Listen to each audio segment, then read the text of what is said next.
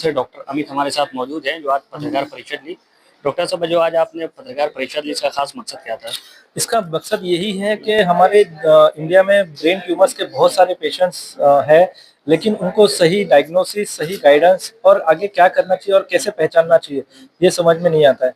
दूसरी चीज़ ये अवेयरनेस के साथ हमारे सोलारिस हॉस्पिटल में नई टेक्नोलॉजी, जहाँ पे हम दूरबीन से नाक के द्वारा पिट्यूटरी मैक्रोएडेनोमा का सर्जरी करते हैं, इसके बारे में अवेयरनेस करने के लिए, और एक न्यूरो नेविगेशन सिस्टम जिसको हम कंप्यूटर असिस्टेड ब्रेन सर्जरीज बोलते हैं। तो ये फैसिलिटी सोलारिस हॉस्पिटल में हमने अपडेट की है, जहाँ पे हमने ब्रेन के ट्यूमर्स कंप्यूटर के गाइडेंस में निकालने के वजह से पेशेंट्स को अच्छे रिकवरी, पैरालिसिस का चांस कम होता है और उसी तरीके से पूरी गांठ निकलने का चांसेस भी बढ़ जाता है। तो ये फैसिलिटी के बारे में अवेयरनेस करने के लिए हमने ये प्रेस कॉन्फ्रेंस की थी। भिवंडी शहर के जो हालात देखते हैं, इस हालात को देखते हुए मरीज जो जिस तरीके से मरीजों के हालात है, उसको लेकर फीस वगैरह क्या चार्जेस है? ये भिवंडी के इधर यहाँ पे हमारे पास बहुत से पेशेंट ऑलरेडी 2 साल में हमने ट्रीटेड किए हुए हैं। हमारे ब्रेन ट्यूमर्स अगर देखेंगे तो 100 से ऊपर हमारी ब्रेन सर्जरी हो चुकी है अभी 2.5 साल में।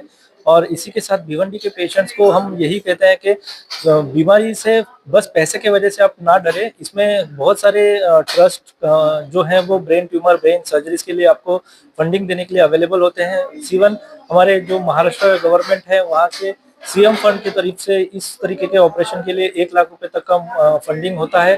तो डेफिनेटली ये कॉस्टली और अफोर्डेबिलिटी का इशू भिवंडी के पेशेंट्स में होता है, लेकिन उसमें हम गाइडेंस करने के लिए हमारे पास टीम है कि ये किस तरीके से हम आगे लेके जा सकते हैं। ट्यूमर की पहचान क्या है?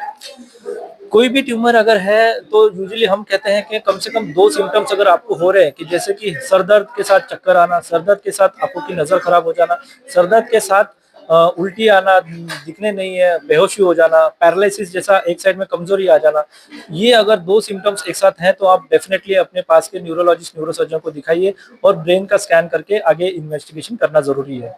अब तक आप अपने कितने पेशेंट देखे होंगे? नहीं, अब तक मेरे अगर पूरे इसमें पूछेंगे तो more than 1000 brain surgeries and more than 5000 spine surgeries अब तक मैं कर चुका हूँ। मैं थाने में सोलारिस हॉस्पिटल के अलावा Bethany hospital, Kaushalya hospital, Mahavir hospital में भी अब तक मेरी सर्विसेज दे रहा था।